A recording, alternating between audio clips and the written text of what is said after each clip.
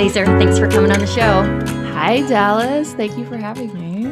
I am excited to dive in because I just feel like so many coaches I know, they're passionate about their business or about helping people, maybe not passionate about the business part, actually. Yeah. And then there's these other interests and other passions, and sometimes there's friction there. So I think we're going to address that today. So I look forward to that conversation. I appreciate you bringing it forward.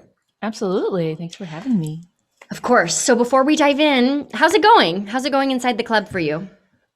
Really well inside the club. As you know, I just did my first client surge launch. And so I got a bunch of new clients. I have a very full calendar right now, which is awesome. And it was all thanks to a couple of the club members who helped me do some, as you instructed them to help me do some test sales calls. So yeah, I'm very, vibing very thankfully, gratefully on the club right now. So, okay. So we're ticking the box around clients. You're busy, yes. Right? You're getting more comfortable selling. So that all sounds good. What do you want to focus on in our conversation today? Yes. So I know that the next step is leveling up and marketing to a bigger group to grow the list. I guess my main issue is that I also am in a band, which is how this all started, right? I help other musicians and artists grow their audience and run crowdfunding campaigns. Yeah. But I also have my own band and we're writing a musical and it's really awesome. And part of it is that's just I'm balancing both of those things right now, but I don't have like infinite time.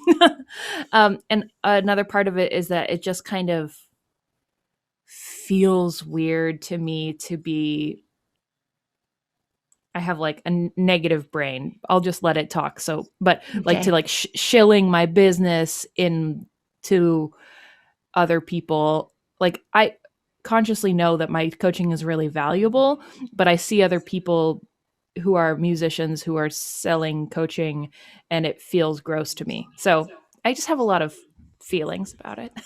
Okay. So it doesn't feel, there's something about the marketing piece that just doesn't feel aligned for you. Exactly. Okay. So is it true that the next step in your business is scaling up? Yes. Why? I would like to, if I keep doing this coaching, I would like it to be more lucrative. I would like it to be slightly more, less high touch, like fewer one-on-one clients and more like of the group stuff, or even like a club kind of situation. And my program is a course right now, so people could do that self-directed. They don't, so I need to be there somehow. Because musicians, they have a lot going on. But I would like to be able to serve more people at a time so that I can get paid more and also so that it can, I don't know, reach more people. That's the goal. Okay. Yeah. Okay. The reason I asked was, and maybe I'm just projecting, but I find even in my own business, sometimes I have a certain goal that doesn't belong to me. Okay. Right. Like, oh, well, I'm at this phase, so shouldn't I? So the next step is obviously that thing, when actually I don't give two shits about that thing. That's interesting.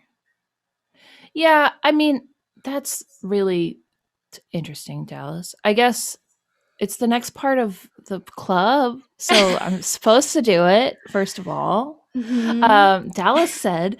But also, I think it would be nice to have... I think it would be nice to have a way to grow my list.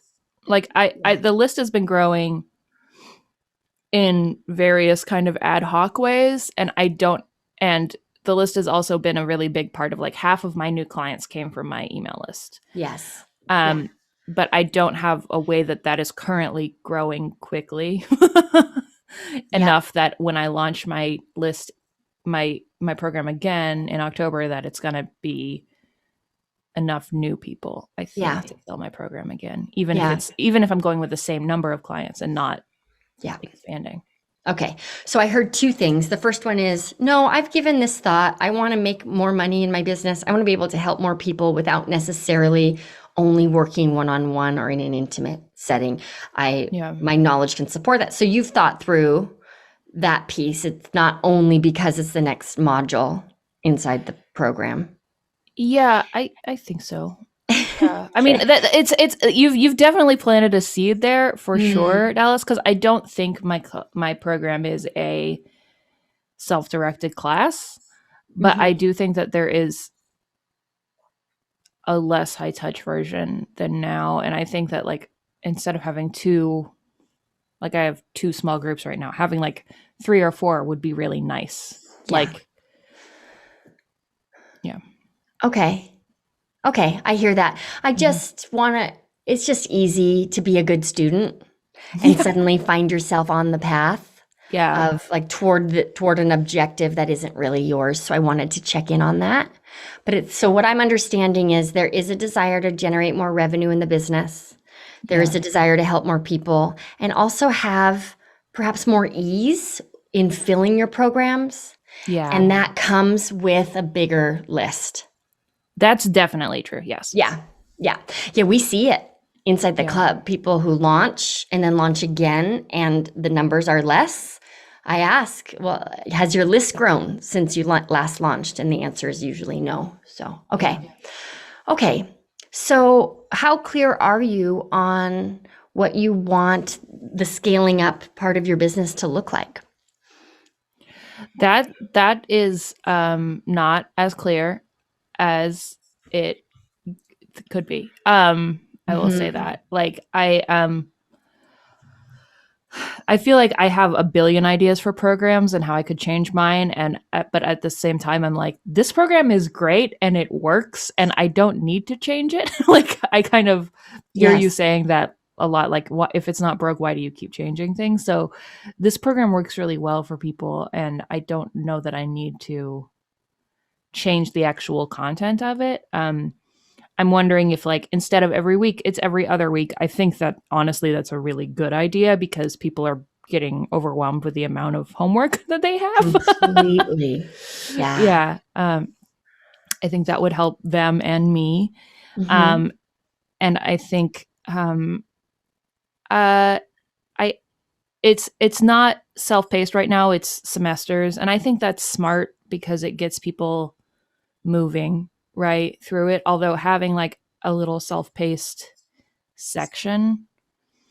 So yeah, the answer is I'm not super clear. So it sounds like number one, all of the creativity you might want to put into redesigning the content of the program can be funneled toward your marketing. Yeah. And there might be some structural pieces to shift as you scale, like giving people more breath between lessons is the smartest thing any coach can do. Yeah. I said this inside the club, but back when I worked with actors, I had this signature program. It was 8 weeks long. Week 6 was nothing, no calls, no homework, no nothing. And that was in the graduation survey. That was everybody's favorite week, which I don't know what that says about my program, but they needed the space, right? Yeah. Okay. So I asked the question about like, what does it look like? Because I wanted to know, would getting more clear on the shape of a scaled program make the marketing easier? And I don't know that that's a necessary first step. I think we need to dig into the emotional block you have around the unsexy work of building your list. Yeah, I'm really clear on the transformation that I give, and the audience is very clear to me. And I think that there are so many people who could use the program that don't do it. Like so many people come to me that have like gone the wrong way. That's like the other reason that I have to do it is just like I know I can help people, so that I have to do it. Yes. Okay. So why don't we talk about the skeeziness of musicians teaching other musicians, right? Yeah. How to make money on Kickstarter. So let the part of you that gets turned off when you see other musicians doing that, give that part of you the microphone right now. What does that part of you have to say? Yeah, I mean, I started watching and like getting really into everybody's marketing at the beginning of my coaching journey. And it's just a lot of people who are musicians who are less successful musicians than I am in terms of what I consider success. It doesn't matter what success is, but like who are, and that's not always the case, but like, and then selling systems that I don't feel like work for a lot of people, but of like, let's do a bunch of Facebook ads, let's do a bunch of this kind of stuff. And then like, if it doesn't work for people, what I've heard from my clients who've gone through those programs, like if it doesn't work, they just kind of like, well, and then abandon them. It's like, well, that's too bad. Like there's just a lot of like, I'm on email lists and I get an email every week, and every week the email is like salesy. Like it's always a sale, and there's always like, there's a lot of cross promotion emails. Yep. Of like, you've got to buy this sync program and you got to buy this thing. And I never trust it. It just feels like they're looking for money. And it doesn't feel like they're trying to help people. It feels like they're looking for money. And that may not be the case. I mean, I'm sure they're super nice people, but that's just their perspective I get. And then the really terrible part of my mind is like, well, if you were a truly successful musician, you'd be making music, not teaching classes, right? Because like teaching classes is way more lucrative than making music. But if you had the secret to making music lucrative, then you'd be doing that. I don't know. Yeah. I have weird, I don't think any of this is helpful, but I think it's helpful to let it out. Yes. And let's just get really clear. None of this is weird. Hi, it's nice to meet you, human. Yeah. Right. This is normal, right? Okay. Yeah. Maybe the weird people are the ones who don't have moments where they question. Yeah. Right. Okay. So can you think of a successful musician who's ever taught? Oh, yeah. Lots of successful musicians teach things. Yes. Okay. Yeah, I hear you. Uh-huh. So I don't know. I think that we could have this whole conversation could be digging into some deep inner work, and maybe we'll go there, but let's just look at it. Let's let our rational mind look at it, and then we can let the emotional mind follow where it wants to. The people who are salesy have an audience. Yeah. There are people on their list who love that kind of messaging, who love, wow, there are these 3 experts I trust and they're always promoting each other. And to me, what that means is I found the 3 best. Okay. Right? Yeah, like they have their audience. So it's okay if you are not their audience, but there's nothing wrong with what they're doing. They're just speaking to a different type of person. Yeah. So instead of holding back out of fear of being lumped into that category, my invitation is for you to step forward with more courage and take an even stronger stance in your own marketing.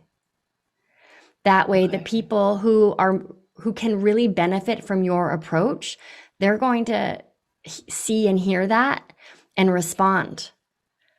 But they can't respond if there's no invitation. Yes. Okay. I love it. What does that look like? No, this is where you come in. So what does that look like? I asked first. Yeah. Okay. Yeah.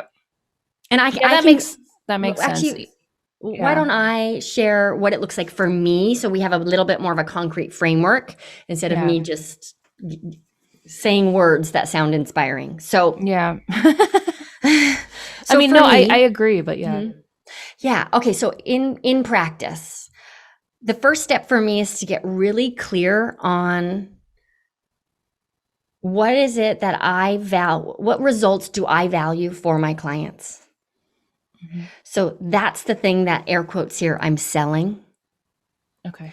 And I don't mean a 6-figure business because we're raking in the dough, right? There's all of these other reasons why 6 figures matters to the members of the club.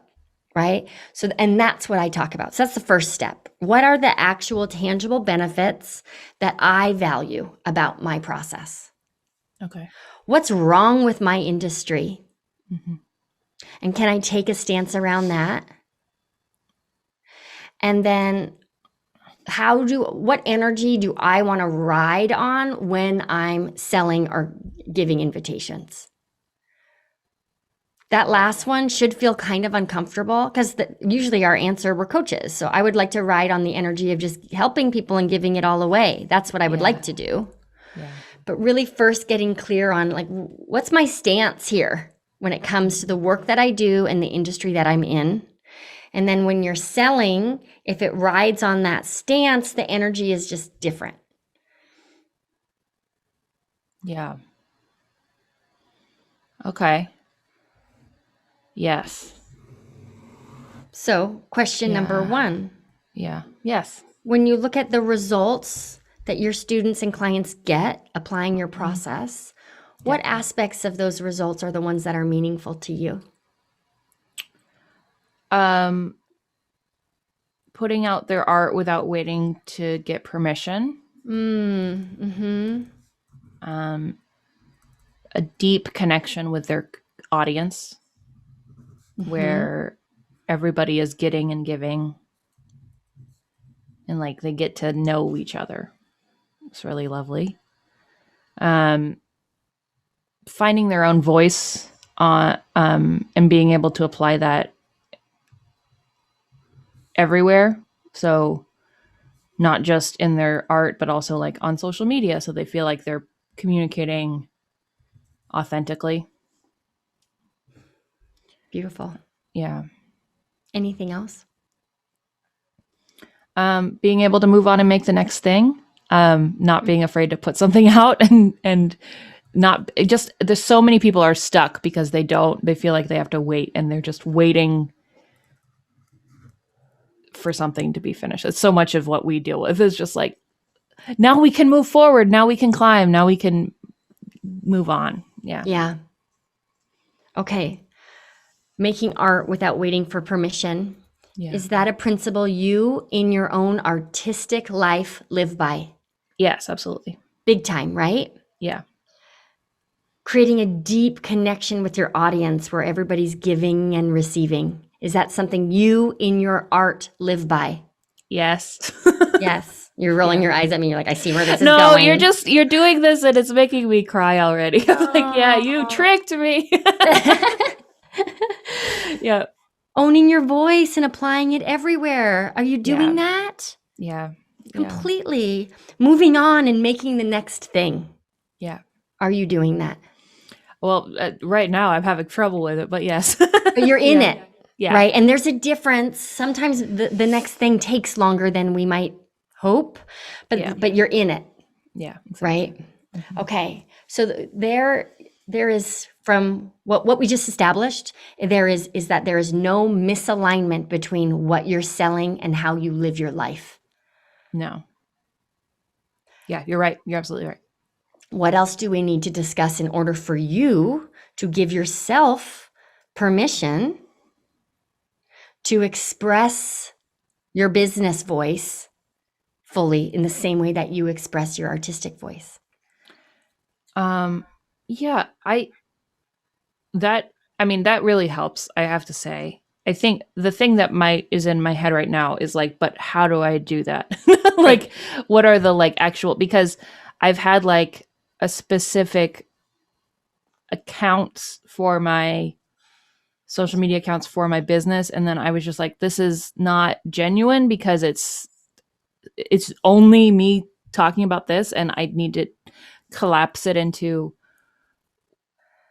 my regular accounts, but I don't know how to bring people into those, I guess, and express that to them. Yeah. Okay. So I'm just going to back it up. Yeah. I think that the fear around being inauthentic, if we look at what's true, it would be one thing if you were selling these results and not living by them. Yeah. Right. But this idea that those who can't teach, we've just proven that to be garbage because Yeah. you do this every day, and there's therefore no better person to teach it. Yeah, that's a good point, Dallas. Good. That makes me feel better. Yeah. So wherever you need to put that reminder, right? We've got the 4 pillars of your process. Making art without waiting for permission, living in a deep connection with your audience where everyone's giving and receiving, owning your voice and applying it everywhere, and moving on to make the next thing. That is what you Laser stand for. Yeah. Right? And just embody it. And now that also gets to be the content that guides the themes that guide the content you put out, and also the themes that guide the way that you sell. Yeah. So now we can get into the how a little bit. Yeah. Step number 1, we got to close any account that is just for fundraising business Laser. That people aren't following those accounts. No. Right? Nobody's going to hire you because your process is so brilliant. They're going to hire you because you are brilliant. Okay, so just they're gone. Yep. If you wanted to, you could, let's be a little bit strategic about it. Perhaps you pick a 3-day window where you post every day for 3 days. Heads up, we're moving, right? Come follow me over here, right? And I believe in making art without permission. So so you need to come and see where I create my art. Right? Day 2, I believe in a deep connection with your audience. So please come follow me over here. This is where the action is happening. Okay. And then we can just, when we say close them down, you just turn them off so that people who find them accidentally know where to then go and find the real you. Great. Okay. Does that all feel clear enough to be actionable? Absolutely. I might keep the Facebook one just in case I need ads someday, but yeah. Yeah. Keep them all. So just disable them essentially. And by disable, I mean stop posting there so that everyone who sees the most recent post, that post tells people where to go and find you. Great. Okay. That makes sense. Perfect. Okay, great. So now number 2. Is number 2 a list building conversation? Yeah. I think so. Yeah, for sure. Right? For sure. Okay. So when you think about building your list, if you could pick any of the suggestions inside the club around list building, is there one strategy that feels most aligned or exciting for you? I have not had success with lead magnets really, with here's a free guide or whatever. I'm thinking about doing some sort of video, like a webinar kind of for a lead magnet, because I think teaching a class basically would be helpful. And it would, but I don't know where to promote the class. So I'm like, I think maybe I go to cross promote it with other people, but that's where I'm kind of like at right now. Okay, great.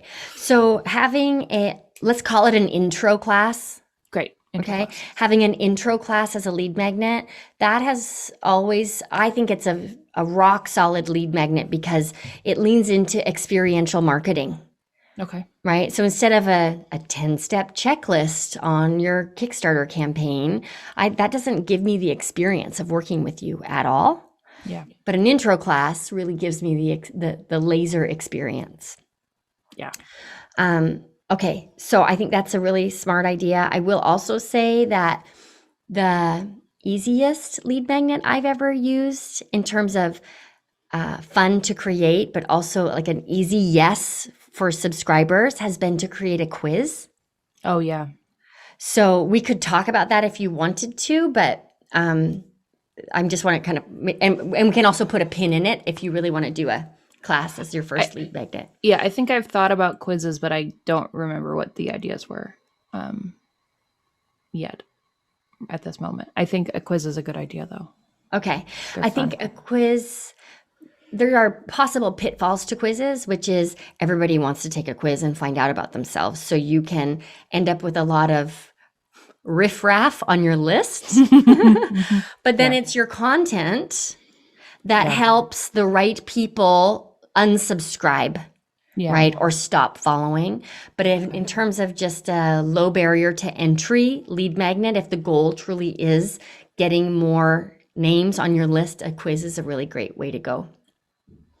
So let's put a pin in what the lead magnet looks like for a second and talk about the strategy to share your lead magnet, and then we can loop back around to what's the best lead magnet. Great. Okay. So I heard you say cross promotion, and I almost wanted to laugh because we talked earlier about people in your industry promote in a way who cross promote, and it's gross. Yeah. So what if you took on the assignment of thinking creatively about referral partners who are not so on the nose? Yeah. I'm just thinking about inside the Six Figure Coach Club, there are so many coaches who serve creatives. Yeah. Who then know creatives. So maybe that could, and I think for you, the most important thing is that these are people with aligned values and aligned business practices. Yeah. So could you challenge yourself to make a list of a dozen? Yeah. People. Aligned services. Yeah. Who, and maybe we can call them audience adjacent, right? Who may not be so niche that they serve musicians who want to do a fundraising campaign, but people who serve artists. Yeah. How many did you say? 18? I said 12. 12. Great. 18 it is. 12 sounds good. Okay, cool. Yeah. Yeah. I could try. That sounds great. Mm-hmm. Yeah. I know that's part of the class that like lead magnet swap and stuff. It just, something about that just feels weird to me, and I don't know why. Okay. Yeah. Great. So if we deconstructed it to pinpoint what feels weird so we know what to fix. Yes. What is it? I think it feels really coachy. And I feel like oh my gosh, totally. Yes. Yeah. And I guess like before I joined the club, I did like a bunch of the webinar. Like I was just like, what is everybody else doing? A webinar and the lead magnet, and like none of that worked for me. And my people join my newsletter my pages that just say like, hey, join my newsletter convert way higher than my pages that are like, hey, here's a lead magnet. Like, I think that like stuff that feels more just like direct works better for me. And so like things that are like, feel like an extra step, just something about that is like, okay, but we'll try it. No, we won't try it because it all needs to feel aligned. Yeah. Here's why. I'm all about habits. None of this works if you're not consistent. And if there's something on your list that you don't like doing, the odds of being consistent are next to none. Yeah. And I like what you said. It's like, maybe what if I just didn't play any games and didn't make people jump through any extra hoops? Yeah. So would you be open then to doing, I'm nervous to say cross promotion, but so you have a list of 12 aligned services promoting their thing or promoting their newsletter or promoting their Instagram account? Like, is there a compromise we could make that would feel aligned and exciting for you? If first of all, just having a lead magnet doesn't seem to be aligned, but also then the lead magnet swaps. Yeah. I guess the thing that I will say, the thing that is more exciting, and I think this is in your class too, is like speaking at stuff, right? Like being a guest speaker and teaching, which is not cross promotion. I realize I said cross promotion, but like I've done stuff like that before and that has worked. But I don't know how to do, I guess I do kind of, it feels like a big step.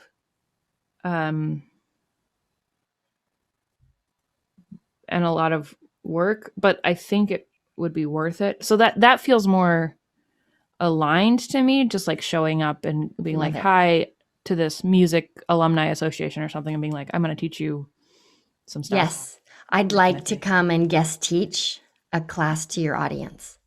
Yeah. That feels more aligned to me, but also like more work. But yeah, if it's work you like doing, yeah, right? Like promoting a lead magnet that you don't believe in sure sounds like a lot of work. yeah, that's true. Okay, let's break down the process. Okay. So step 1 is still to have a list Yeah. of aligned services.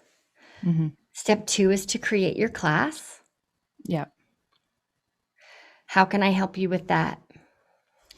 I mean, my idea is I can teach a mini version, and I have taught a mini version of my, like, that's like the best audience. Like, what does your audience need to be? So it's the ideal crowdfunding audience is one version of the class.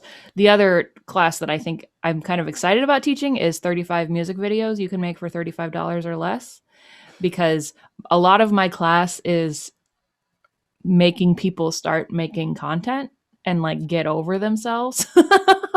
Yeah. And I think a lot of people are just like, well, I can't make a music video.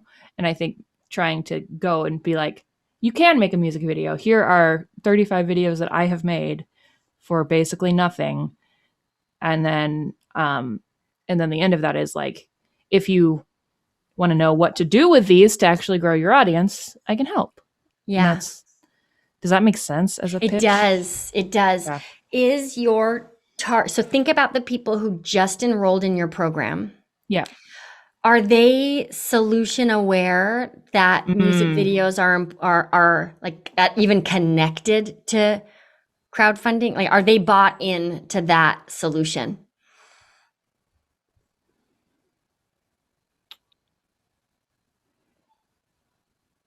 It's a good question, Dallas. My current students. So what I got from my Spark interviews was that the language is way more around true fans than it is around crowdfunding. Like a lot of people they don't even know that they want crowdfunding.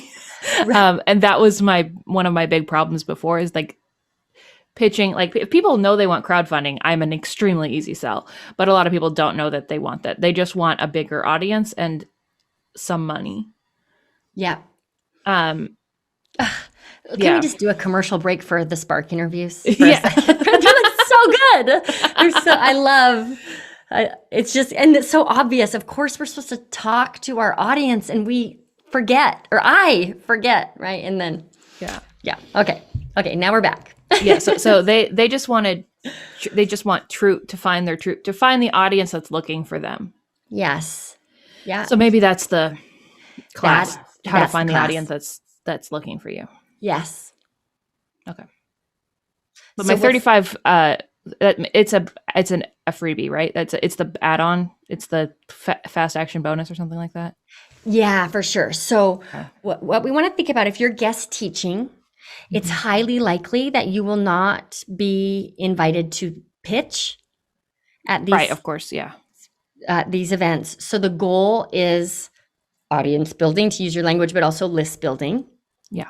So you'll want to think about, what resource do I share with people in order to get them out of Zoom and on my list?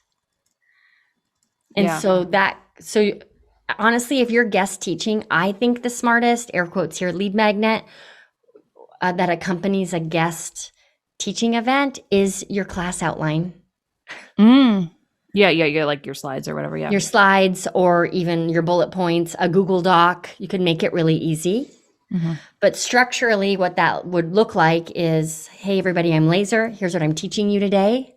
Before we even get started, everybody pull out your phone, right? I want to give you the notes to this class, so you don't miss a thing. And then you have them opt in to your list that way. Okay. So, and I do recommend saying that at the beginning as well as at the end. Otherwise, it's like great content and people feel so inspired that they're distracted from actually taking the next steps and opting in. Yes. I'm so good at mailing list building for my band, Dallas. I'm so good at it, and I'm so bad at it for this. It's so funny. How is it different? I don't know. It's not. So, it's not. Okay. Yeah.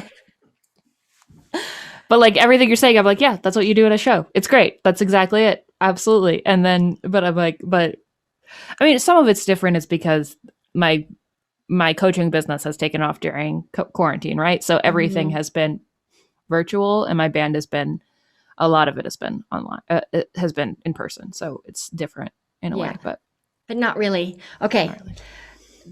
Step number 1, we're closing your business social accounts. Step Great. number 2, we're throwing away the idea of a lead magnet that does not land for you. Great. Step number 3, we have a list of aligned services where you can offer to guest teach. Great. The list builder, when you're guest teaching, is just your class notes. Great. You're such a pro at what you do. Do you need any feedback or need to talk through at all the structure of the guest class?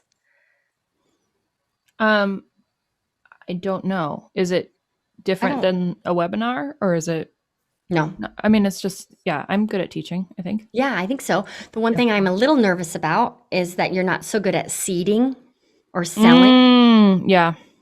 So perhaps check out the foolproof webinar formula. Yeah. And I don't want you to get all coachy about it. Okay. But I do want you to look at, I can't remember which video number it is, but it's where I talk about the 6 S's. And one of the S's is seeding. So you can even ignore the other S's if they don't resonate for you, but listen closely to the seeding piece. Okay. Because if you do a great job of seeding, you don't have to sell. Okay. You get to the point where people, after you guest teach, are messaging you saying, how do I take your course? Great. Okay, great. Sounds like a party. So now our routine will be once a month, you're guest teaching. Perfect. When that feels graceful and easy, twice a month, you're guest teaching. Okay. It went from perfect to awkward. Sounds like a lot. Great. And I'm then here for it. Yeah. No, that's and, fine. you know, let's not forget that you have your band and you're creating a musical and there's all of this other stuff. So it's okay if your business doesn't grow rapidly, Laser. Okay. Okay. I appreciate that permission, actually. That helps. Yeah. It's funny. I've just been noticing in my own business this year, my business looks exactly like what I want it to. So what am I trying to change? Like, what if I could just be totally content and happy with what it looks like instead of always looking for the next thing or putting this pressure on myself to grow? Like, why? Yeah. Yeah, but that's a really good point.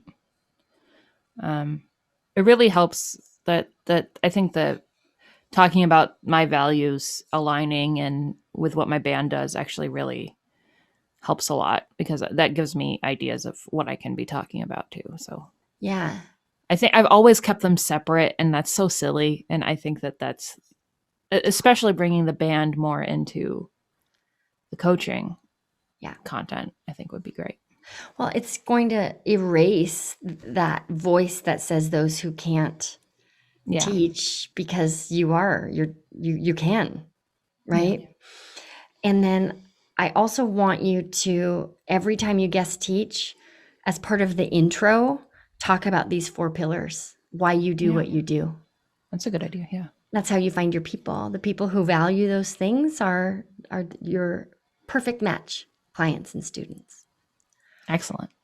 All right, let's take a break. And then I want to come back and just add the next layer to this so that it feels sustainable and graceful and inspiring to you.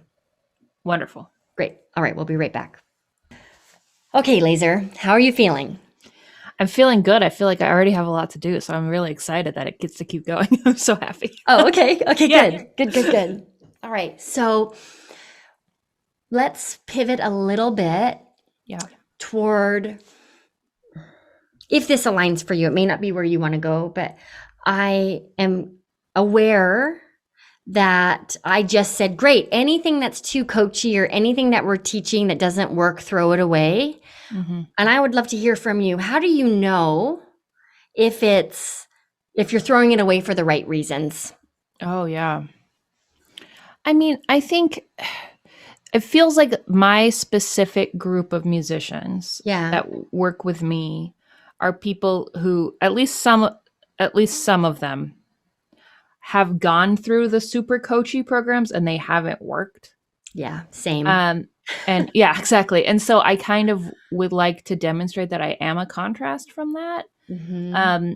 And I, I am a coach, and like I do serve that purpose in the class, and I'm here to like support people, but I'm cool. I'm not cool, but I'm a nerd, and I'm here to like be one-on-one with people. And I think I don't like, I'm very much about saying exactly what's happening. Yep. But then there's also the like using your language and like the client search stuff, or like adapting that to me pretty closely, really helped. I have to say, like trusting the Dallas path is a very smart thing to do. So I don't want to move too far away from it, I guess. Mm-hmm. So yeah. Yeah. Tell me if this would work. When we may just have to test it, but I wonder if it would be all right. I'm learning X. So let's use lead magnet swaps as an example. Okay. All right. So lead magnet swaps. This feels like it's not quite me. I'm just aware of that. I'm not throwing it away. If I were taking this idea and applying it to my band, what would that look like? And then using that as the framework to then apply it back to your business. That's really good. I think that's really good. The recipe. That really unlocked something for me just now, actually, because we've been growing our list on Instagram recently, which is something I would never do for my business. But why wouldn't I do that for my business? That's so interesting. It's the same. It's the same. It's the same. And so, I feel like there's been somewhere inside of you where a curtain has been drawn. So I get to be creative and expressive and real in my marketing when it comes to the band, because I'm not marketing. I'm creating a deep connection with my audience where everyone's giving and receiving. Yeah. And then in the business, it's just like businessy and different and has to be strategic and can't be a love fest. Yeah, I think it's like, because there are rules, right? And I think some of this was internalized before I joined the club, but like of how often you do the webinar, and then like you can share some information but not all the information, and like this stuff of like, okay, and how professional you have to seem, and how much information, and how you're always like the seating and stuff. And I think it just feels like a lot, but I don't think it has to be. Well, it feels like a lot if it's not you. But Yeah. I would love to just see you take on this process with everything you learn about your business. Great. Yeah. If it's aligned, run with it. If not, how would I tweak this to apply to my band? Yeah. And how do I bring it back to my business? Because you're very good at marketing your band, because you don't think of it as marketing your band. And this is just you expressing, and it works. So why not apply that to your business? Yeah. Yeah. I mean, I don't know why not, but yes, let's try it. Great. Okay. It's a very funny block that I have, and I appreciate you working with me on it. Oh, it's always interesting, the rules we make up in our heads, and who knows how we got them or where they came from. But yeah, I mean, part of it is like always been that the band is not just me, and talking about just myself has always been weird for me. So that's an interesting block in my head. But well, you're not talking about, okay, great, but what you're really talking about is art without permission, deep connection with your audience, owning your voice and applying it everywhere, and moving on to make the next thing. You're not promoting your business. That's what you're promoting. Yeah. That feels good. Great. And you can't, would the band ever perform without announcing the next show, the mailing list, No. Never. Yeah. Right? Okay, same. Yeah. Yeah, that makes sense. Okay. Yeah. This is coming together because I can see myself. I mean, it's really easy right now because it's a lot of like celebrating my clients and stuff. And that's great because that's a story that I can tell, but also talking about my own process of what I'm working on in the band is basically the process of the class. So that's something I can talk about as well. Completely. Yeah. And just preaching about the importance of making your art without waiting for permission. Yeah. Right? That's a content pillar for you now. Mm-hmm. Okay, great. All right. So you said this is starting to come together. So walk us through how this is coming together and what it might look like for you moving forward. I think so. I think my big thing is going to be writing this class, hanging out with my sister's dog, who's very loud, and then finding some places to teach it is going to be a big step. But I have some ideas, and so I think just putting together a list will be one of my biggest next steps. I can think of 5 club members who would love to have you guest teach to their audiences. Oh, cool. Right Awesome. off the top of my head. Great. Well, I'll go in the club too. Yeah. That sounds awesome. And then, that working on that is the next thing I want to do. And then I think just making my socials more, I guess, instructive and celebratory of the things that I care about. I think I'm probably going to write those pillars down somewhere big and remember to maybe like every week make sure to have something out about that. Yeah, or even just develop the practice of everything you're posting that isn't organic in the spur of the moment, like baking zucchini bread kind of posts, right? Mm-hmm. Asking yourself, which pillar does this connect to? Not cool. Because it has to, but just so that you strengthen the awareness of the fact that it is all usually connected back to one of these pillars. Yeah, that's smart. I like that. Great. Good. Yeah. Is there anything else you want to touch on today before we wrap up? I don't think so. I feel good. I feel like I have a lot to do, and that was the goal. So good. I know what's next. So that's good. Nice. My big takeaways from our conversation, and then I'd love to hear yours. Mm-hmm. Number 1, when we really get clear on what's underneath the result, what really matters about the results our clients get, that can inform our entire marketing plan.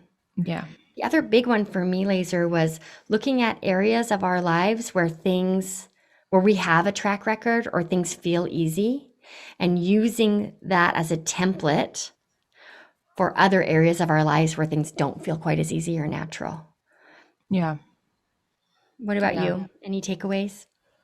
I think getting a little bit of clarity on like making sure I want what my goal is helpful. Yep. Mm-hmm. Just kind of setting that intention more clearly is going to be a big goal. And then knowing how I feel about the coachy stuff and setting that boundary and making sure that I think I kind of needed to hear that in order to do marketing well, it needs to feel natural to me. And I think that that's going to be a really big help going forward. It's like, this doesn't feel right.